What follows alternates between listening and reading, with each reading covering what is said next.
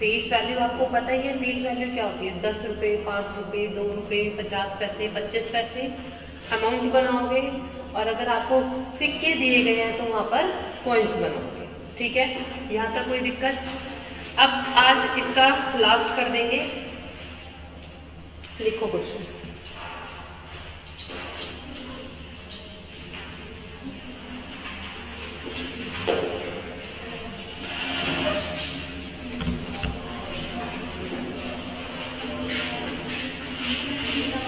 इस पे बैठ के सरकारी मास्टर वाले feel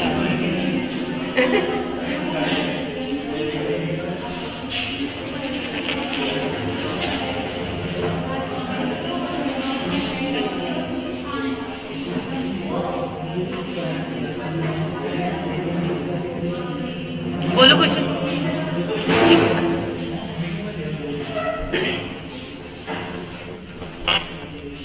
The ratio between income of A and B. The ratio between income of A and B is 3:2. Is 3:2. भाई अब बातें नहीं, बस। A और B की आय का अनुपात 3:2 है। A और B की आय का अनुपात 3:2 है। And the ratio between their expenditure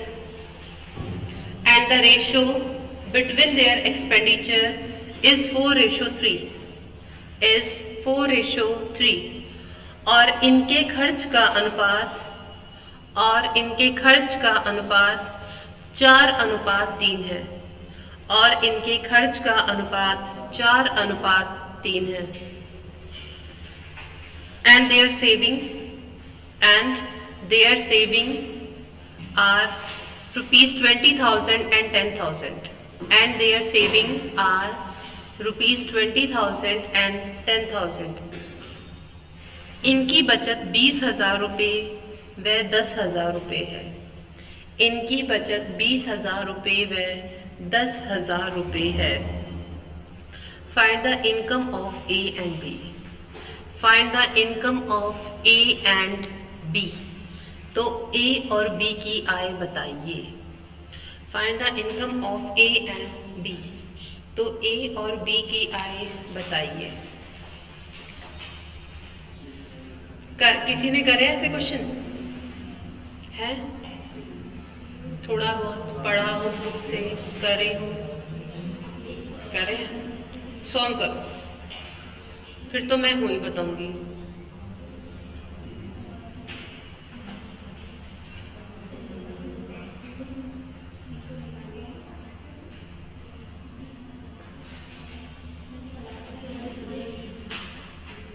अच्छा एक बात, तुम्हें मैथ्स कोई और भी पढ़ाता था क्या? एक तो मेरे से पहले आ गए हैं, जावेद सर। और कौन है?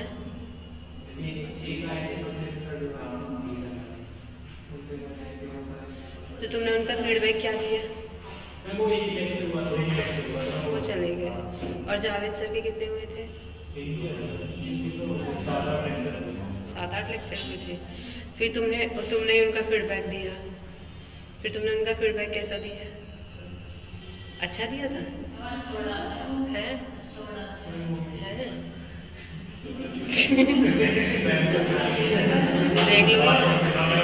देख लो मुझे पॉइंट आउट कर रही है। अब तुम आई तो हो नहीं, दोगी कैसे फीडबैक ये बताओ?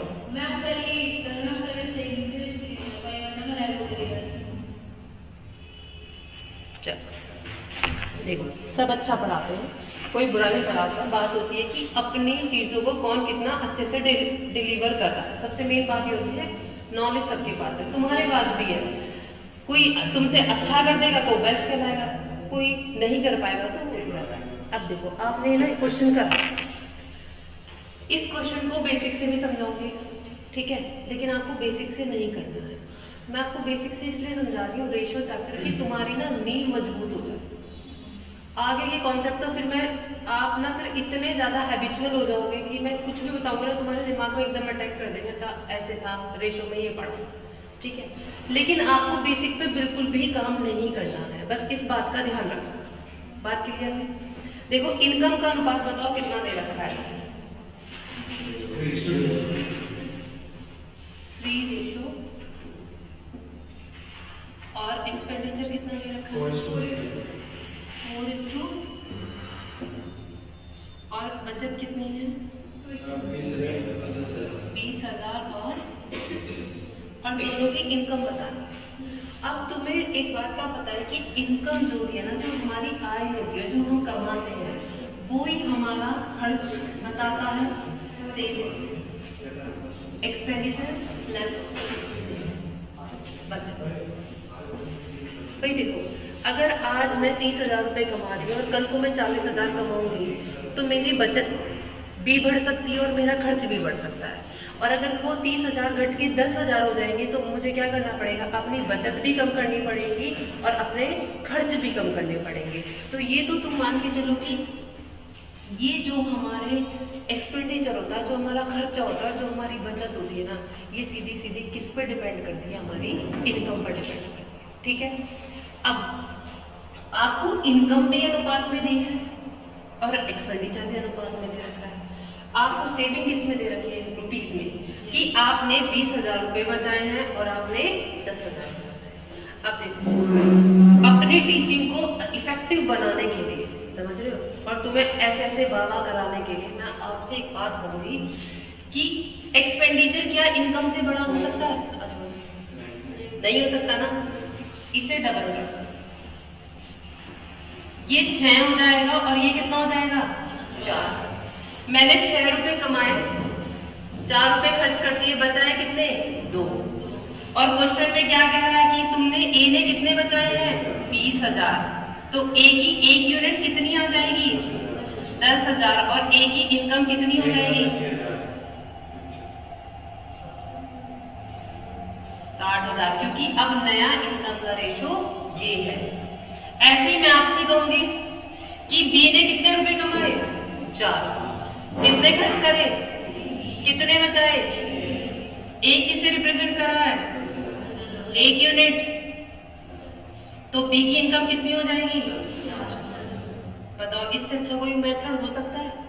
लेकिन ये 95% आंसर देता है, 5% गड़बड़ कर देता है बहुत सारे क्वेश्चन। ठीक है, तो अब तुम्हें मैं 95% की एक्यूरेसी के लिए 5% पे नहीं छोड़ सकती, क्या पता वो 5% ही तुम्हें मिल जाए। तो ये मेथड कभी भी आप अप्लाई नहीं करेंगे, चाहे आपने कहीं पढ़ा भी हो कि आप इनकम को एक्सपेंडिचर से बड़ा कर दो और फटाफट 1 यूनिट ले आओ और वो आंसर आ जाएगा।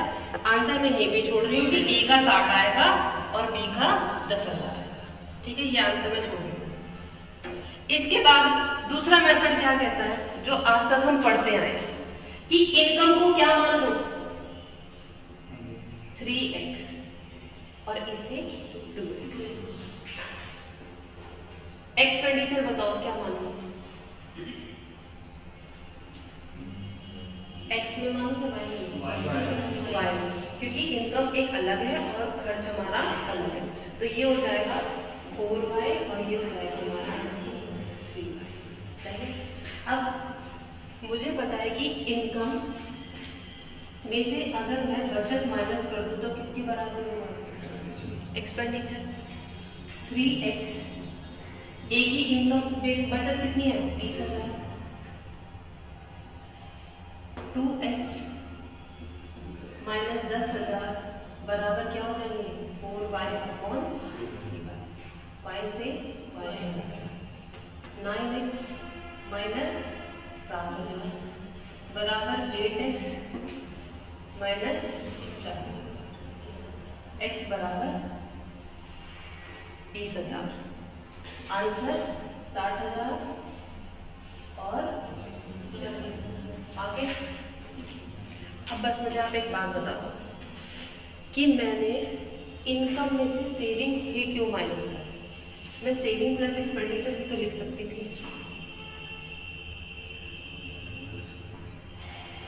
भाई इनकम बराबर एक्सपेंडिचर प्लस सेविंग है। मैंने इनकम में से सेविंग क्यों माइनस करी, एक्सपेंडिचर को क्यों बराबर में रखा? बस आपको मैंने ये समझा।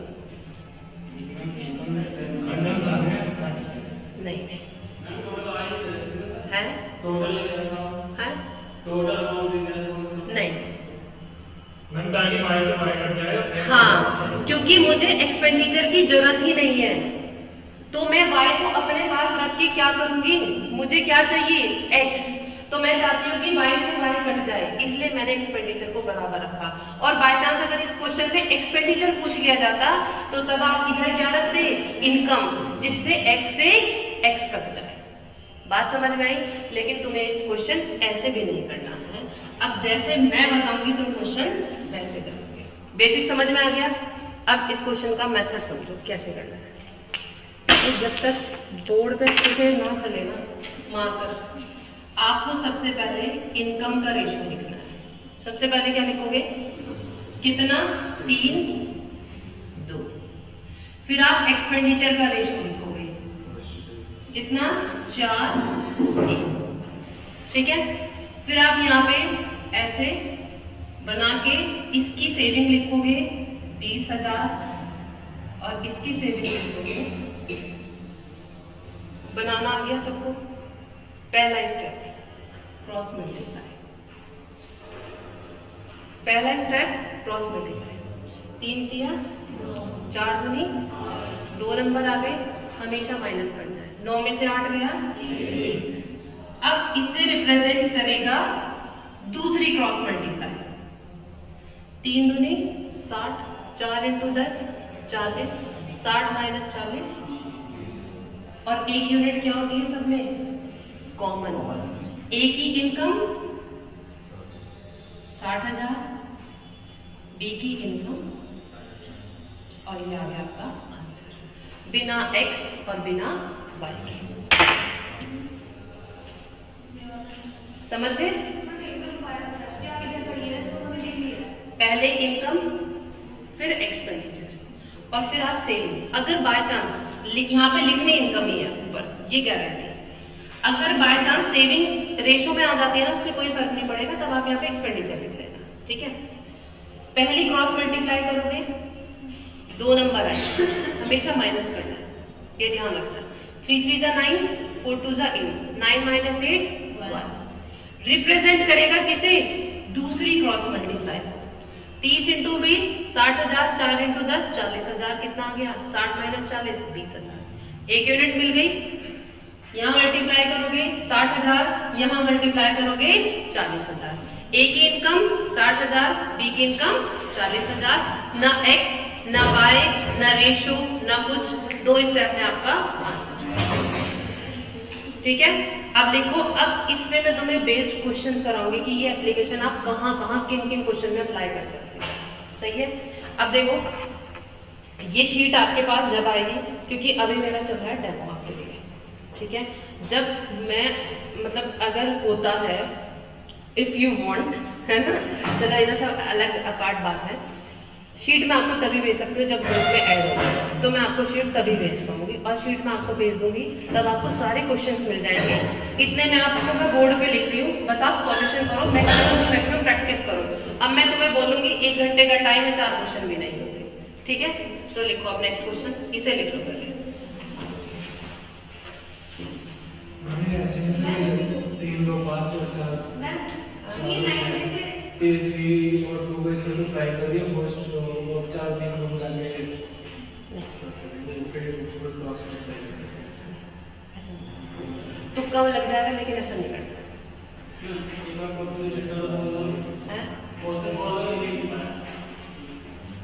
देखो अभी मैं बता रही हूँ ना, इसे लिखना, इसे सॉल्यूशन को लिख लो, क्वेश्चन इनमें से लिख लेना।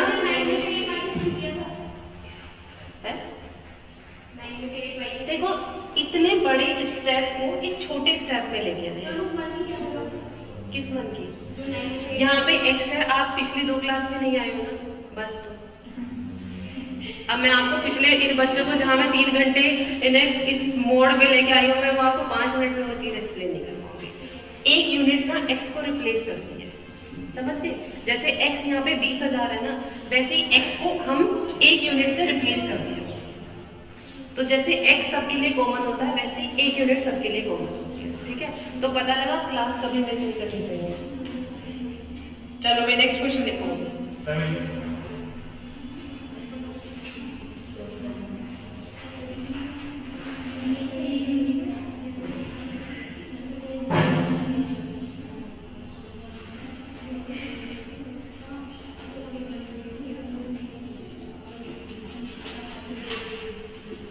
इसका आंसर बताओ। अब तो सुनो क्वेश्चन लास्ट में। ए की इनकम का, ए और बी की इनकम का अनुपात ये है, एक्सपेंडिचर का अनुपात ये है, और ये 4000 रुपए बचा रहा है, ये 5000 रुपए बचा रहा है। आपको इनकम आय बतानी है दोनों की, ए की भी और बी की भी।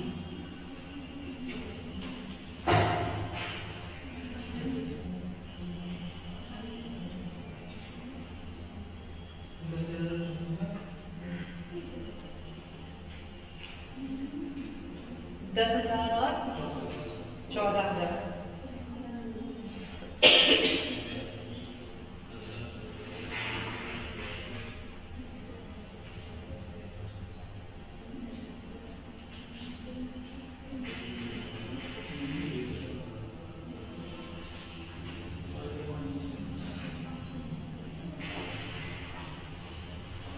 जल्दी से फिर बात क्वेश्चन करो। जहां से अटेंड कर रहे हो ना वहीं से शुरू करो, जो छूट गया उससे कोई बात नहीं, बात नहीं करना। और देखो एक चीज मैं आप लोगों को बताना चाहती हूँ कि चाहे आप ना पैसे देके पढ़ो, चाहे कहीं भी अगर आपको फैसिलिटी मिल रही है ना तो उसे ग्रैब करो। पता नहीं आपको किस टाइम में कितना अच्छा टीचर मिले। और रेगुलर रहो, किसी भी सिलेक्शन लेना, किसी भी जॉब के लिए रेगुलरिटी फर्स्ट है, और रेगुलरिटी नहीं है तो फिर कोई फायदा नहीं है।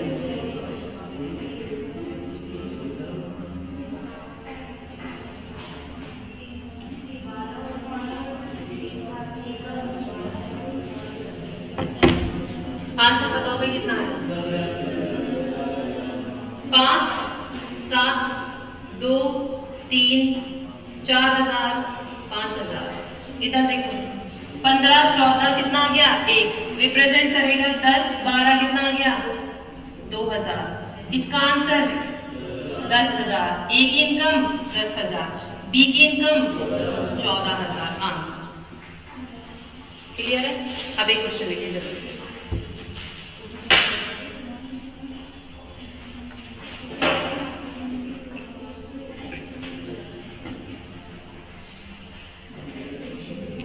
बिफोर अ बैटल युद्ध से पहले, बिफोर अ बैटल युद्ध से पहले the ratio of captain to soldier was 2:7। The ratio of captain to soldiers was 2:7। युद्ध से पहले कैप्टन और सिपाहियों का अनुपात 2:7 था। कैप्टन और सिपाहियों का अनुपात 2:7 था। During the war 25 captain during the war 25 captain and 100 soldiers were martyred. During the war 25 captains and 100 soldiers were martyred. युद्ध के दौरान 25 कैप्टन और 100 सिपाही शहीद हो जाते हैं। युद्ध के दौरान 25 कैप्टन और 100 सिपाही शहीद हो जाते हैं। Then ratio becomes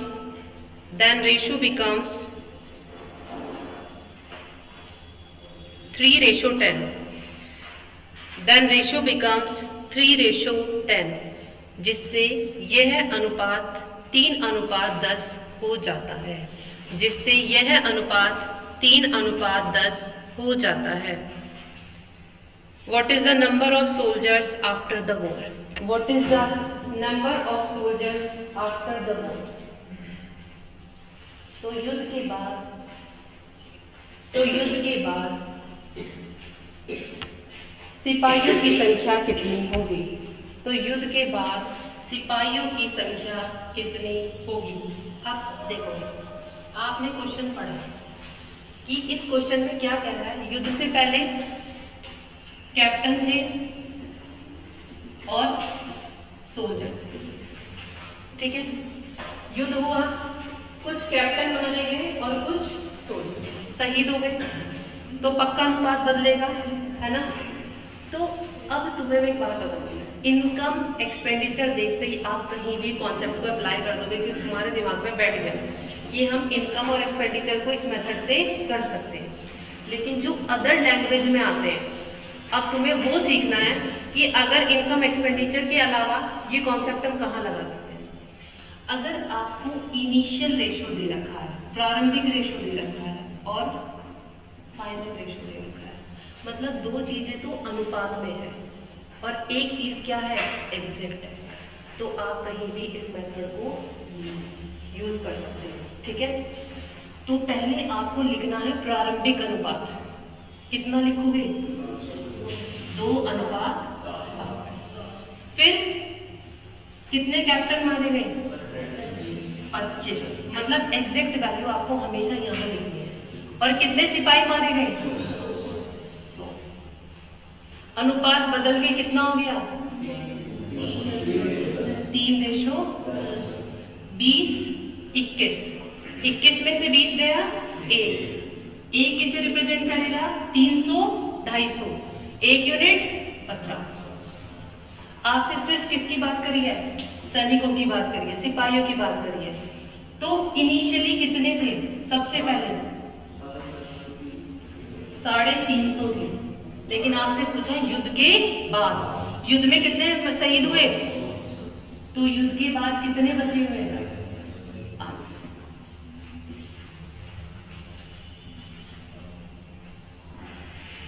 समझ गए, आपको एक प्रारंभिक अनुपात दिया जाएगा, फिर उसमें कुछ ना कुछ शहीद हो या कोई चीजें आए वो दिया जाएगा एग्जैक्ट, और फिर उसके बाद अनुपात बदलेगा। आपको डायरेक्ट ऐसे बनाना है, एक यूनिट लानी है, मल्टीप्लाई करनी है, आंसर आपके सामने। ठीक है, और भाई जैसे बेसिक से करना है तो अपना एक्स मान के कर देना ना, कोई मना नहीं है। लेकिन एक यूनिट है, किसकी पूछी है, सिपाहियों की, तो यहाँ पे मल्टीप्लाई करेंगे 7 में, 7 × 50, 350। अगर पूछा युद्ध से पहले कितने सिपाही थे तो आपको हो गए 350, युद्ध के बाद 100 शहीद हो चुके हैं तो कितने बचे, 250। क्लियर है, क्योंकि यहाँ पे नहीं करनी है आपको, मल्टीप्लाई हमेशा इसमें करनी है। बस इस मेथड की यही एक कंडीशन होती है कि आपको अगर कुछ भी निकालना है ना तो आप इसे माइनस करोगे, इसमें नहीं। कुछ कंडीशंस होती है, अगर आप कोई चीजें ट्रिक से पढ़ रहे हो ना तो उसमें कुछ कंडीशन होती है, अगर आपको फाइनल निकालना है ना तो ये माइनस करना पड़ेगा, इसमें मल्टीप्लाई करोगे आंसर गलत हो जाएगा। ठीक है, जैसे एक मैं आपको टैंक से क्वेश्चन दे रही हूँ,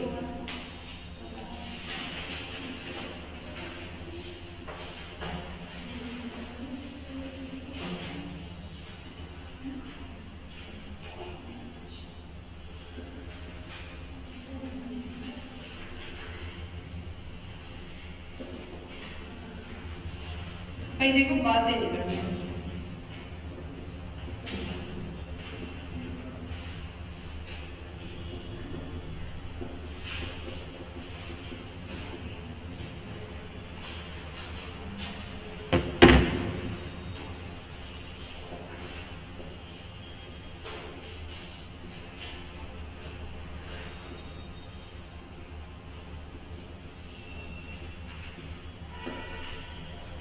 टैंक थे, प्लेन थे, पहले ये अनुपात था, युद्ध के दौरान टैंक भी खराब हो गए, प्लेन भी खराब हो गए। टैंक कितने खराब हो गए, 1000, प्लेन कितने खराब हुए, 800, जिसकी वजह से फाइनल अनुपात कुछ ना कुछ बदलेगा, वो हो गया 2:1। युद्ध के बाद कितने टैंकों की संख्या बची है, बताइए।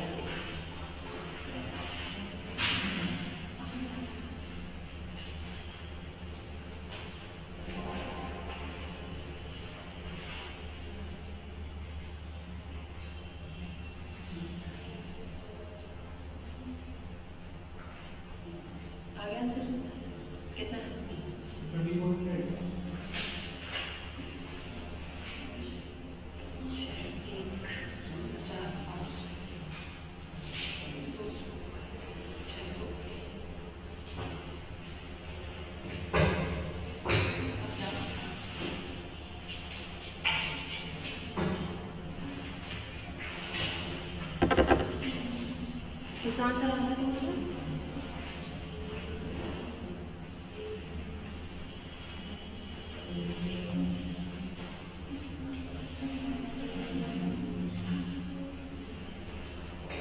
दो हजार आ रहा है, 2000 आ रहा है, हाँ 2000 आंसर है, ठीक है। दोनों चीजें क्या हो रही है, दोनों चीजें क्या हो रही है, खराब। इसका मतलब यहाँ पर 1000 और यहाँ पर 8। अब मैं आपको एक कॉन्सेप्ट और समझाना चाहती हूँ। बाय चांस तुम्हें ये कह दिया जाए कि 1000 टैंक खराब हुए जिसकी वजह से 800 प्लेन लाए गए, तो एक काम क्या हो रहा है, नेगेटिव, और एक काम क्या हो रहा है, पॉजिटिव। देखो ये भी खराब हो रहा है, ये भी खराब हो रहा है, ये भी माइनस कर दूं, ये भी माइनस कर दूं, माइनस से माइनस कैंसिल हो जाएगा, कोई फर्क तो नहीं पड़ रहा, तो इसलिए मैंने आपको बताया भी नहीं। लेकिन अब इस टाइप का लास्ट क्वेश्चन है, तो इस बार मुझे समझाना था कि टैंक खराब हो गए और प्लेन लाए गए, तो टैंक तो क्या है, नेगेटिव काम है, खराब हो चुके हैं। प्लेन, नए प्लेन हम लेके आ रहे हैं, वो क्या है, पॉजिटिव काम है। तो जो काम नेगेटिव होगा उसे आप माइनस करोगे और जो काम पॉजिटिव होगा उसे आप प्लस करोगे। याद रहेगा ना ये बात। लेकिन यहाँ पे दोनों काम क्या है, नेगेटिव है, तो इससे कोई फर्क नहीं पड़ता। 5, 6 1 यूनिट, 1600 और 1000 कितना आ गया, 600। टैंक इनिशियली कितने थे, 3000 थे, 1000 टैंक क्या हुए हैं, खराब, तो बचे कितने,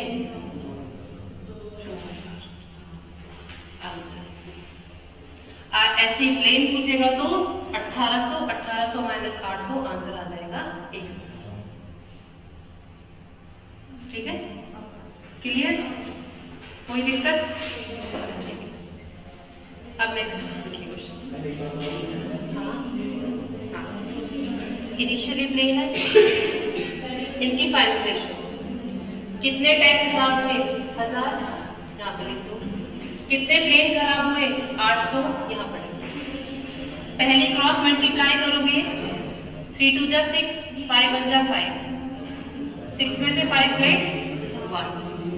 ये रिप्रेजेंट करेगा किसे, दूसरी क्रॉस मल्टीप्लाई को, 1600 माइनस 1000 कितना आ गया, 600। एक यूनिट 600 हो गई, हमें टैंक निकालना है, तो 5 × 600 कितने हो गए, 3000। ये तो कब है, युद्ध से पहले। युद्ध के बाद कितने खराब हुए, 1000। 1000 माइनस कर दोगे तो आंसर आ जाएगा 2। ठीक है, खराब वाली रेशियो दिया और फाइनल का क्वांटिटी दिया तो मतलब कैसे, जितने खराब हुए उसके तो रेशियो दे दी और फाइनल जितने बचे उसका एक्चुअल क्वांटिटी, तो ये ऐसे एक्चुअल क्वांटिटी। हाँ बिल्कुल। देखो उसमें क्या होगा, वो जो आपके पास 2 रेशो होना चाहिए वो यहाँ पे आ जाए, तो वो क्वांटिटी इनिशियल में ही मल्टीप्लाई होगी, उससे कोई फर्क नहीं पड़ेगा। लिखो, जैसे किसी क्वेश्चन में एक्सपेंडिचर दे दिया और किसी में सेविंग दे दिया, मेथड नहीं रहेगा क्योंकि इनकम ऊपर होना चाहिए। ऐसे ही तुम्हें फाइनल रेशो पहले दे दिया, इनिशियल बाद में दे दिया, ऊपर इनिशियल ही आना चाहिए, अंदर कुछ भी होता रहो, ये ट्रिक काम करेगा। ठीक है, लिखो question.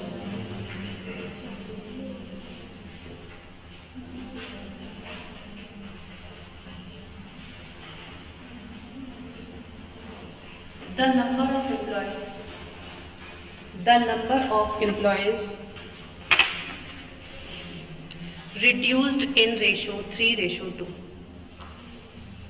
The number of employees reduced in 3:2. कर्मचारियों की संख्या 3:2 से कम हो जाती है। कर्मचारियों की संख्या 3:2 से कम हो जाती है। And the salary of each employee increased in 4:5. And the salary of each employee increased in 4:5. प्रत्येक कर्मचारी का वेतन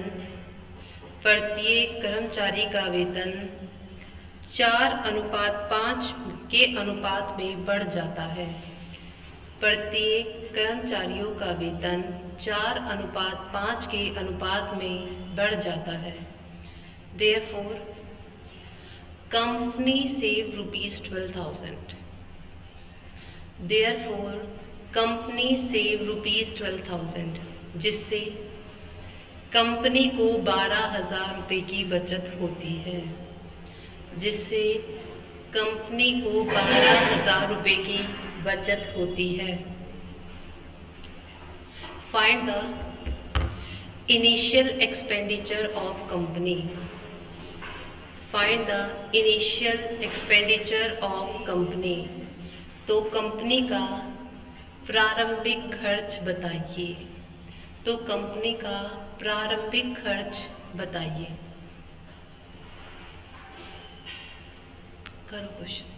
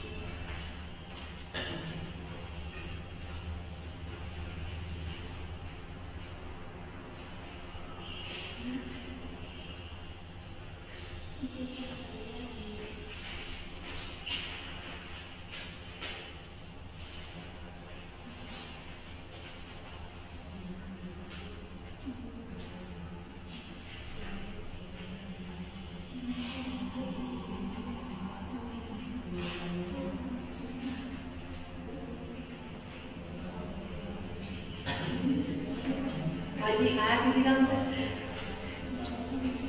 अच्छा, पहले तो मुझे बताओ, क्या ये मेथड अप्लाई हो सकता है? नहीं होगा। क्यों नहीं होगा? अब मैं आपको डिफरेंसेस में बताती चल रही हूँ, क्योंकि इसकी दोनों वैल्यू गिवन थी, यहाँ पे गिवन नहीं है, तो ये तो खत्म ही हो गया, ये अप्लाई नहीं होगा। अब देखो कैसे करना।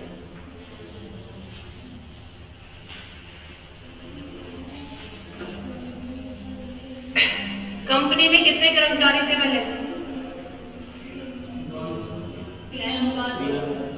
भाई मेरी थोड़ी हिंदी की राइटिंग ना ऐसी है।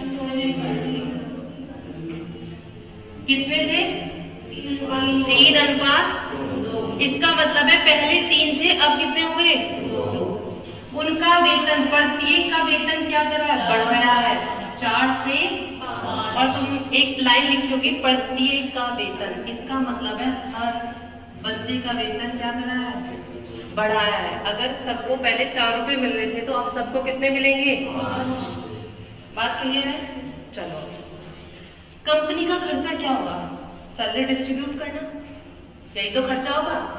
अगर पहले कंपनी में 3 कर्मचारी थे और प्रत्येक को कितने रुपए मिलते थे? 4, तो कंपनी का खर्चा कितना था? 12 रुपए था। अब कंपनी में कितने कर्मचारी है? प्रत्येक को कितनी सैलरी मिल रही है? अब कंपनी का कितना खर्चा है? बचत हुई कंपनी को कितने रुपए की? क्वेश्चन में क्या दे रहा है? 2 रुपए की बचत देंगे। कितने की बचत है? 1 यूनिट। आपसे क्या पूछा है? कंपनी का प्रारंभिक खर्च बताइए। तो पहले खर्च तो ये था ना, तो प्रारंभिक खर्च क्या हो जाएगा? 12 × 6000, 72,000 आंसर।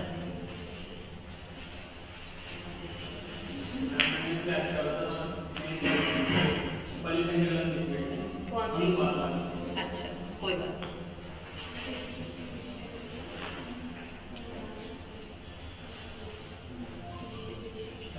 बराबर करके भी हो सकते हैं, जैसे आपको पहले बताया। बस वही हाँ, मैं कैसे? एक बात बताओ, इक्वल कर दिया, क्वांटिटी कह रहा है, समझ रहे हो, इक्वल क्वांटिटी कह रहा था, यहाँ इक्वल क्वांटिटी नहीं है, यहाँ तो ईच है, ईच है, प्रत्येक है, इसलिए नहीं करेंगे, ठीक है ना। तुम्हें बस ये एक दो चैप्टर है, एक बार इनकी सेंस समझनी है, फिर खत्म है। और रेशो है ना, तो सबसे पहली बात ना, जैसे रेशो आया अपने दिमाग में एक्स वाई कभी मत लाना।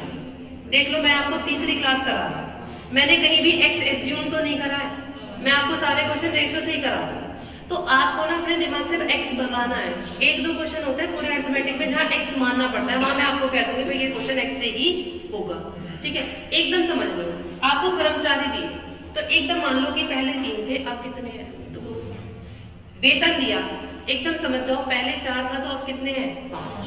अगर 3 कर्मचारी थे, 4 रुपए मिल रहे थे, तो कंपनी कितने रुपए दे रही थी, अब 2 है, कंपनी 5 रुपए दे रही है, तो अब कितना खर्चा है 10।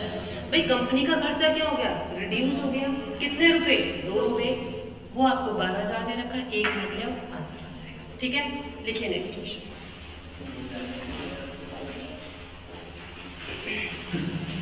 क्या क्या कह रहे हैं,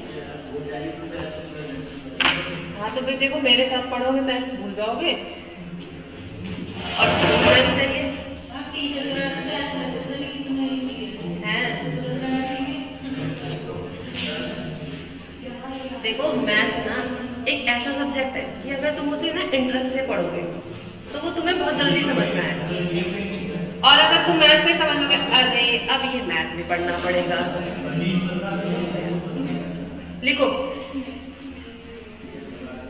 the ticket of a water park, the ticket, और ये क्वेश्चन अब आपको करना है, आंसर आप बताओगे। The ticket of a water park increase in 7 ratio, the ticket of a water park increase in 7 ratio 9। किसी वाटर पार्क की एंट्री टिकट का मूल्य है, किसी वाटर पार्क के एंट्री टिकट का मूल्य 7 अनुपात से बढ़ जाता है, 7 अनुपात 9 से बढ़ जाता है, 7 अनुपात 9 से बढ़ जाता है, due to which the number of visitors, due to which the number of visitors reduced in 13:11, due to which the number of visitors reduced in 13:11, जिससे दर्शकों की संख्या 13:11 से घट जाती है, जिससे दर्शकों की संख्या 13:11 से घट जाती है। The daily collection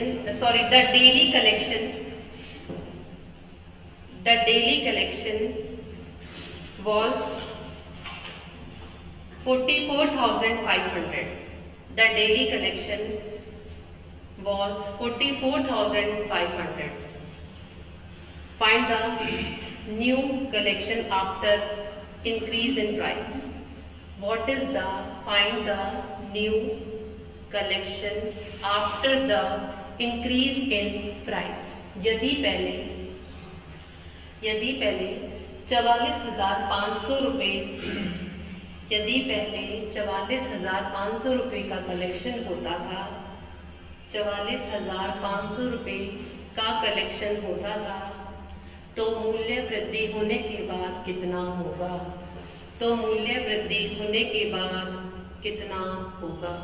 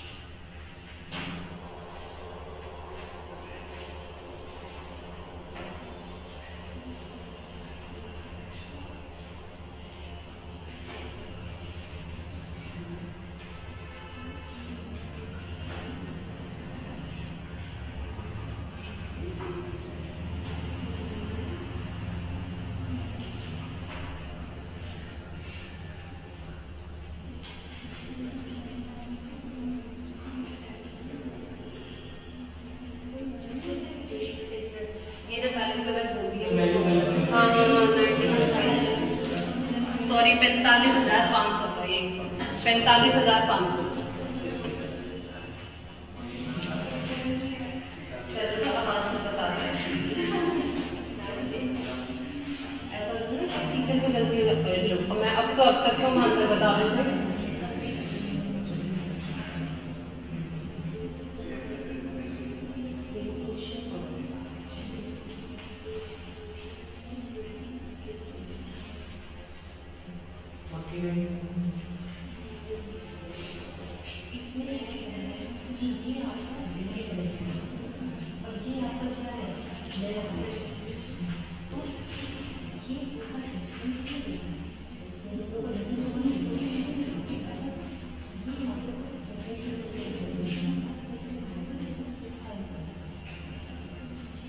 डिफरेंस देना इसमें नहीं होता। आंसर 49,500। देखो एंट्री टिकट इंक्रीज हुए कितने 7:9। अगर हमारे एंट्री टिकट इंक्रीज हो रहे हैं तो कुछ ना कुछ दर्शकों को पक्का फर्क पड़ेगा, तो जिससे जो हमारे विजिटर्स थे वो हमारे क्या हो गए, कम हो गए। किस अनुपात में कम हुए, 13:11। और अगर मान लो एंट्री टिकट हमारे रिड्यूस हो जाते तो नंबर ऑफ विजिटर्स हमारे दर्शक क्या हो जाते, बढ़ जाते। अब यहाँ से आपको एज्यूम करना है, पहले 7 रुपए का टिकट था, कितने दर्शक आते थे 13, तो डेली का कलेक्शन कितना था 91। अब कितना एंट्री टिकट है 9 रुपए, दर्शक कितने आ रहे हैं 11 रुपए, तो अब टोटल रेवेन्यू उसका कितना होगा 99। पिछले क्वेश्चन की तरह आप सब क्या कर रहे हो, माइनस कर रहे हो, उसमें उसका प्रॉफिट दिया था। यहाँ पे क्या कह रहा है कि उससे डेली कितने रुपए की रेवेन्यू, कितना कलेक्शन होता है 45,500, और यहाँ पे कितने रुपए का कलेक्शन हो रहा है, तो 91 किसे रिप्रेजेंट कर रहा है, एक यूनिट कितनी आ जाएगी, जब आप इसे डिवाइड करोगे 500 आ जाएगी, और नया कलेक्शन उसका क्या है इंटू 500 कितना आ जाएगा 49,500। समझ रहे हो। एक बात और समझो, अगर वो ये कह दे कि बताओ कितना कलेक्शन बढ़ा, तो आप ऐसे नहीं करोगे कि पहले यहाँ से एक यूनिट तो ले आए, अब ऐसे नहीं करोगे इसमें मल्टीप्लाई करके और इसे माइनस करोगे, वो काम छोड़ दो। पहले कितने रुपए कमा रहा था, अब कितने कमा रहा है, कितने रुपए बढ़ गए 8 रुपए बढ़ गए, 8 इंटू 500, इसका मतलब है उसका कलेक्शन 4,000 रुपए बढ़ा है। समझ रहे हो, ये बात क्लियर है। आपको जो पूछेगा उसी स्टेटमेंट पे जाना है, घुमा फिरा के नहीं आना है। अगर नया कलेक्शन पूछेगा तो इसमें मल्टीप्लाई करो, और अगर ये पूछेगा कि बताओ कितना कलेक्शन बढ़ा, तो ये देखो पहले कितने कमा रहा था इतने, अब कितने कमा रहा है 99, कितने रुपए बढ़े 8, एक यूनिट की मल्टीप्लाई कर दो 4,000। बस आज इतने ही मिनट का ऐसे थोड़ी है, लिखो तुम। इससे पहले वाले क्वेश्चन में अगर माइनस का करोगे तो माइनस 10 किया था, तो फिर वो क्वेश्चन क्या पूछ रहा है, इससे पहले जैसे उसमें कह रहा था कि पहले 12 रुपए कमा रहे हैं और अब 10 रुपए कमा रहे हैं, तो यहाँ क्या कह दी थी उसे 2 रुपए की बचत है। इसमें आपको पता है क्या कह सकता है कि पहले कंपनी 60,000 रुपए खर्चा करती थी, बताओ कंपनी को कितनी बचत हुई, तो पहले कंपनी 12 रुपए खर्च कर रही थी, तो 12 किसे रिप्रेजेंट करेगा 60,000, एक यूनिट 5,000, कंपनी कितने रुपए बचा रही है 2, तो आंसर आ जाएगा। ठीक है, तो ये आपको देखना है कि वो क्या कह रहा है। अब इस क्वेश्चन में ये कह सकता था कि जैसे बढ़ गए, तो अब ये कह सकता है कि कंपनी इसे रेवेन्यू जो है, कलेक्शन जो है वो 4,000 रुपए बढ़ गया, तो 4,000 रुपए बढ़ने का मतलब है कि यहाँ देखो कितने रुपए बढ़े हैं, तब ये रिप्रेजेंट करे। समझ रहे हो। अगर सिर्फ ये पूछेगा पहले कितना कलेक्शन था तो सिर्फ ये आएगा, नया कलेक्शन कितना है तो ये आएगा, और कितने रुपए बढ़ रहे हैं तो इन दोनों को माइनस कर दो, ये आएगा। ठीक है, मैम इनकम वाले क्वेश्चन में अगर इनिशियल रेशियो ना देके क्वांटिटी दे देगा, इनिशियल एक्सपेंडिचर वाले मतलब इनकम एक्सपेंडिचर वाला क्वेश्चन था। हाँ। इनिशियल रेशियो दे रखी थी हाँ इनकम की। हाँ अगर उसके लिए क्वांटिटी दे देता हाँ रेशियो में देता, मतलब ये पूछ रहा है इनकम के ऊपर रेशियो नहीं होता, वो क्वांटिटी अमाउंट होता है इनकम पूरा। अच्छा, तो फिर वो क्वेश्चन को कैसे करोगे? मतलब क्वांटिटी कैसे भाई रुको जैसे ये अपन एक पैसे आएगा और एक रिलायंस में होगा, वो रेशियो देता है कि एक्सपेंडिचर रेशियो इतना है, रेशियो इतना। इनकम। देखो लड़कियां तो क्या बातें कर रही हो तुम, मम्मी को तेरे चुगलियां मारती ये काम तो भूल छोड़ दो। इनकम 10,000 है मान लो, ठीक है। उसने कहा सेविंग और एक्सपेंडिचर 2:3, ठीक। एक बात सुनो, अगर मैं 2 रुपए बचा रही हूँ, 3 रुपए खर्च कर रही हूँ, तो मेरी इनकम कितनी रही होगी? नहीं ना ऐसे ए और बी का ए इनकम 10,000, बी 20,000, ठीक है। और बोलो उसका एक्सपेंडिचर की रेशियो 2:3, उसके एक्सपेंडिचर की ए बी और बी। ठीक है। अब सेविंग है इनकम की 4:5 है, ठीक है। अब कैसे होगा? अब ये ऐसे होगा, आपको पता है इनकम बराबर क्या होता है? सेविंग प्लस एक्सपेंडिचर होता है, ठीक है। तो आप अगर यहाँ सेविंग रखोगे, यहाँ एक्सपेंडिचर रखोगे, तो आप नीचे इनकम ले आओ। यहाँ सेविंग, यहाँ एक्सपेंडिचर और यहाँ इनकम। अगर 1 यूनिट सेविंग आ गई, ठीक है, और आपको निकालना क्या है? एक्सपेंडिचर। तो ध्यान रखना, सेविंग लाके इनकम में से माइनस करके तब एक्सपेंडिचर बताओगे, लेकिन 1 यूनिट की मल्टीप्लाई इधर नहीं करो। अगर एक्सपेंडिचर ऊपर रख दे तो एक्सपेंडिचर आ जाएगा, फिर यहाँ नीचे सेविंग आ जाएगी। लेकिन ऐसा क्वेश्चन आता नहीं, ठीक है। क्योंकि मैं बताती हूँ क्यों नहीं आएगा। अगर सेविंग इसकी 2 रुपए है और इसे मान लो मैंने इसे 3 कर दिया, और 5 और 3 8, इसे 3 कर दिया और इसे मैंने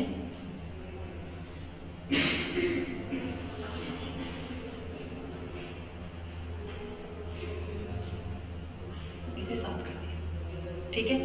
अब बता दो ऐसा क्वेश्चन क्यों नहीं आता? क्योंकि देखो इन सबके ना पैटर्न होते हैं। अगर ये 10,000 रुपए कमाता है और मेरे पास इसका सेविंग और एक्सपेंडिचर दोनों, तो 3 और 2 5। 5 किसे रिप्रेजेंट करेगा? 1 यूनिट। तो इसकी सेविंग 4,000, इसकी सेविंग 6,000। 7 और 3 10। 10 किसे रिप्रेजेंट कर रहा है? 1 यूनिट 2,000। 2,000 कितना हो गया? 6,000, और ये आ गया 14,000। तो ऐसा क्वेश्चन कभी पैटर्न में बनता नहीं है। अगर बनेगा तो आपके सामने सारा आंसर है, क्योंकि आप 2 रुपए बचा रहे हो। मैम यूनिट तो लेकिन अलग है, सेविंग एक्सपेंडिचर। हाँ। तो ये तरीका वैसे गलत होगा अगर देखा। नहीं, देखो बात ही समझ रहे हो। मैंने क्या कहा? आपने कहा कि अगर सेविंग और एक्सपेंडिचर ऐसे आ जाता है तो हम उसे अप्लाई कर सकते हैं, लेकिन आप ये भी तो देखो कि उसमें आपके पास इनकम नहीं था, तो आपकी मजबूरी थी। यहाँ पे आपके पास इनकम है, तो आप डायरेक्ट सेविंग और एक्सपेंडिचर निकाल सकते हो अलग अलग। तो वो उस पैटर्न में कभी ऐसा क्वेश्चन नहीं बनेगा। आप अगर ऐसा क्वेश्चन बनता है तो आप डायरेक्ट ये मेथड अप्लाई करोगे, समझ रहे हो? जैसे लिखो एक क्वेश्चन, अभी मैं आपको ये डाउट भी क्लियर कर देता हूँ। लास्ट क्वेश्चन लिखिए।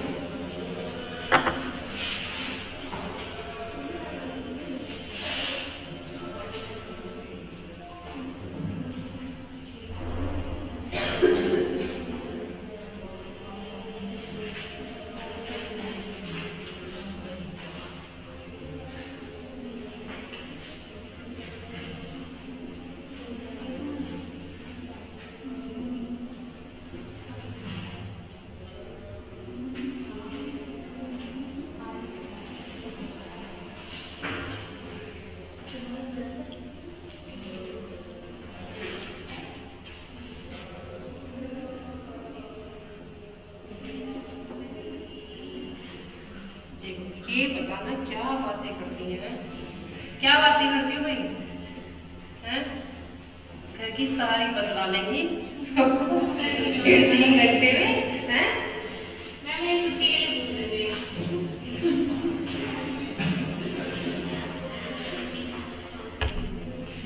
सेकंड भी है। हाँ, ये सी है। आपको आय का अनुपात दे दिया, आपको खर्च का अनुपात दे दिया, सही है। और तुम्हें ये बता दिया है कि ए जो है 24,000 रुपए में से कितने रुपए बचाता है? 3,000। सी की बचत बताओ।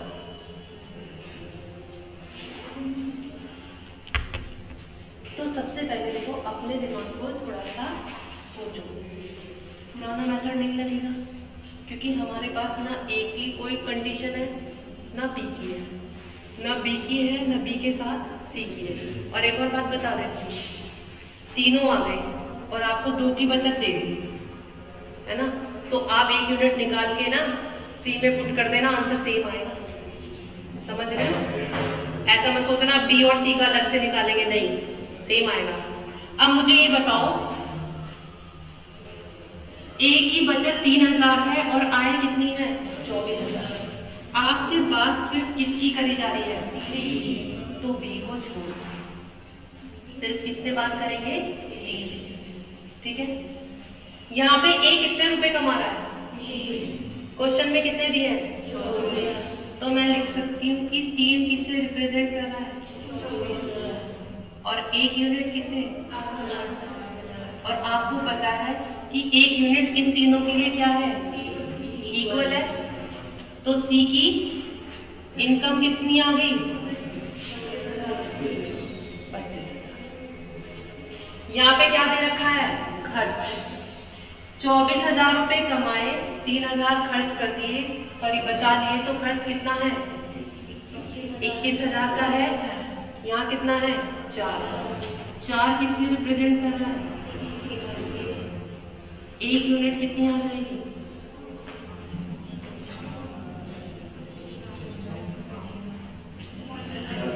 सही है? कैलकुलेशन सीख लो जल्दी से, है ना? ऐसे नहीं होना चाहिए।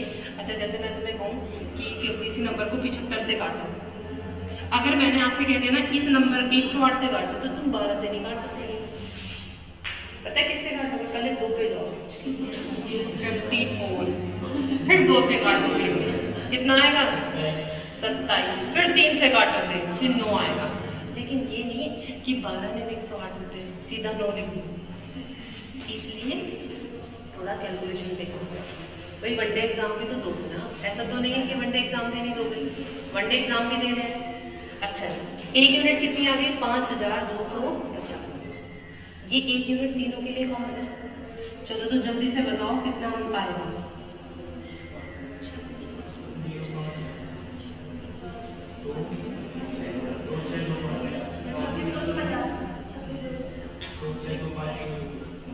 26,250।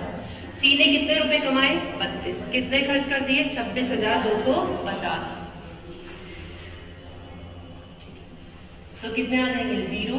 10 में से 5 गए 5, 9 में से 2 गए 7, और यहाँ कितने आ जाएंगे? 11 में से 6 गए, ये आ गया आपका 5,750।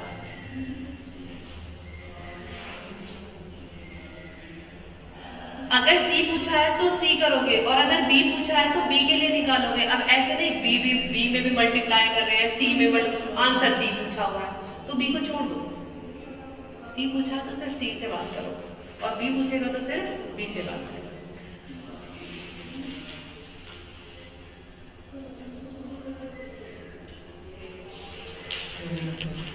ना भी नहीं।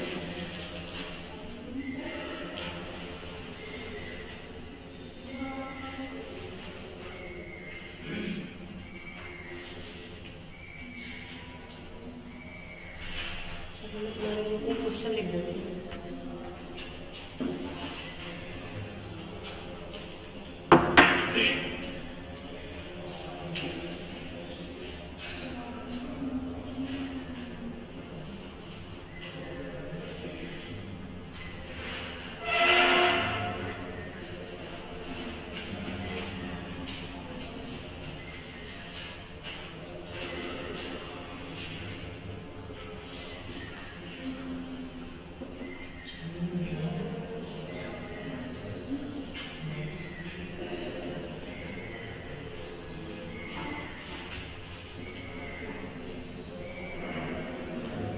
और ये इसका आंसर सबको देना है।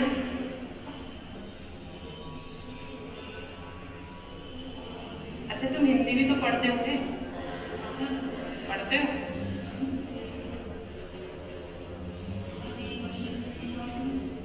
पूछूं? चलो अगली क्लास में पूछूंगी, तुम आना जरूर। हिंदी मुझे नहीं आती तो लेके आओ, स्कूल में लाऊंगा, ठीक है? 2 साल की बचत। जल्दी से 1 मिनट में बताओ।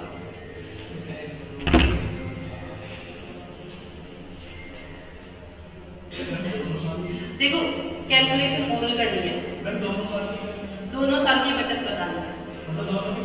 हाँ कैलकुलेशन ओरल करनी है। अब मैंने समझा दिया, आपने समझ लिया, अब कैलकुलेशन ओरल करो, लिखने की जरूरत नहीं है।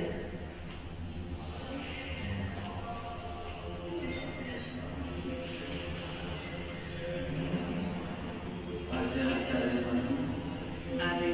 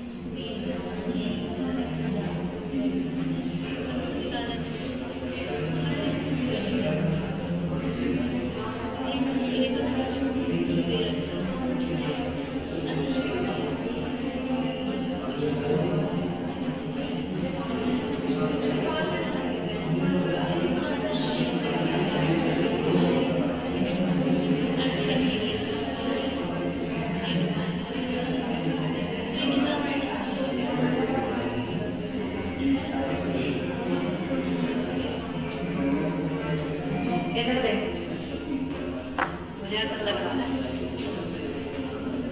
कि तुम्हें पहले टाइम टेबल की पढ़ाना था, आसान सा है। चलो इधर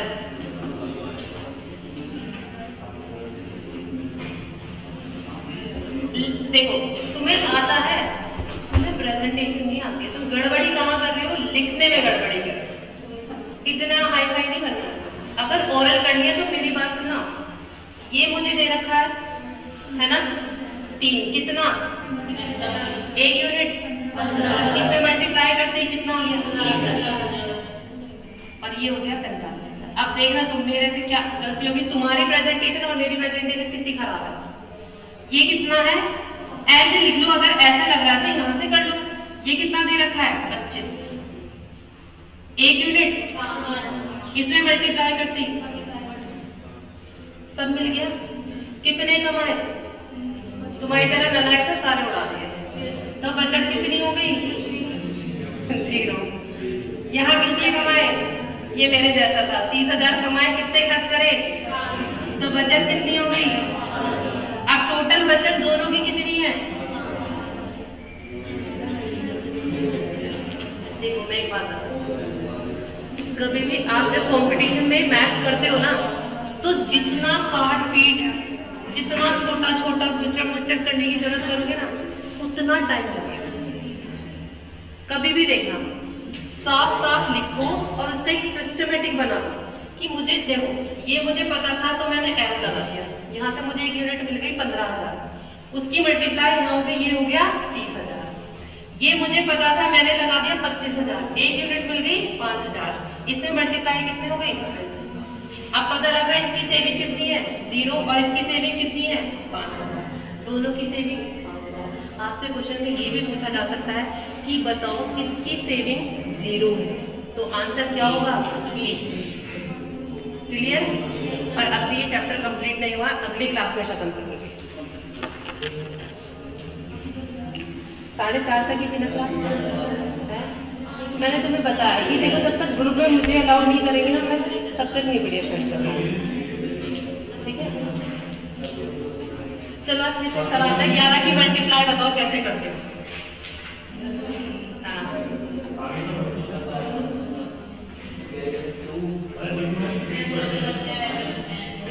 तुम्हारे में तो मुझे बिल्कुल विश्वास है कि तुम तो 1 2 जा 2 1 7 जा 7 1 ऐसे करके आओगे।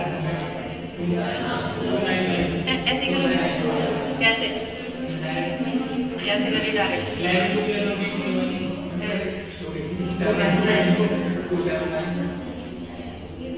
बताओ। अब सुनो,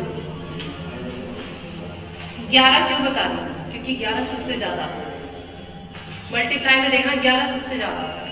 अब 11 की मल्टीप्लाई कैसे करनी है वो सुनो। लास्ट का नंबर एज इट इज लो और अब पीछे से चलना है प्लस,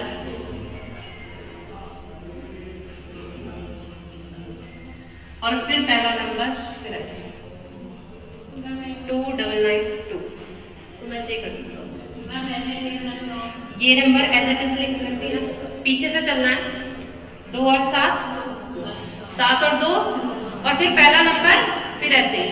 एक बार ये देखो 3, 5 और 3, 5 और 4, 4 और 3, और पहला नंबर। अब इस पे आ जाओ, फिर कहो कभी ये तो छुड़वा दिया, आता नहीं होगा। 9, ठीक है, 9 और 8, अब 2 नंबर आने लगे, तो पहले वाला कैरी पूछा दो, 7, 1 कैरी, 8 और 7 15 और 1 6 लिख दो, फिर 1 कैरी, 9 और 7 16 और 1 कैरी। अब 9 ऐसे लिखना था, 9 और 1। एक चीज और बता दूं, 95 और 92 में मल्टीप्लाई करें,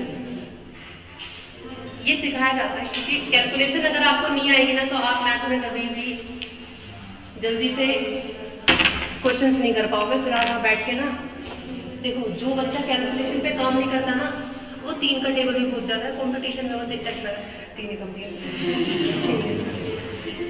वो फिर ऐसा लगता है जैसे 2 का भी नहीं आता, तो 1 मंजा मल्टी से पढ़ना पड़ेगा, क्योंकि लैक ऑफ प्रैक्टिस की कमी होती है, और वहां आपके पास प्रेशर होता है सिलेक्शन का कि क्वेश्चन करने हैं, फिर हाथ भी कांपते हैं, पैर भी कांपते हैं, और बस फिर पता नहीं क्या रहता है, तो पूरी बॉडी शिवर करती है। बताओ जी कैसे करोगे।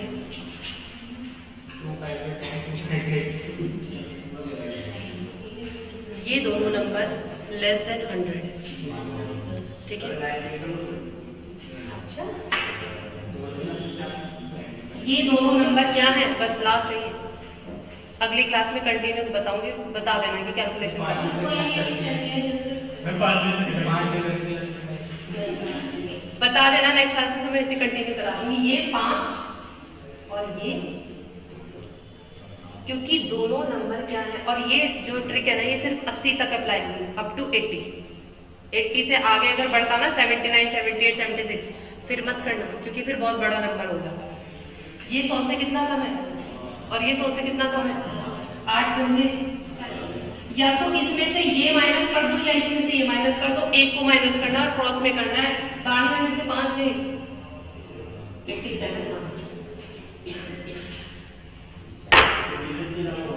है? नहीं 3 के लिए भी कराऊंगा, लेकिन वो अगली क्लास में, कल वेट करना पड़ेगा।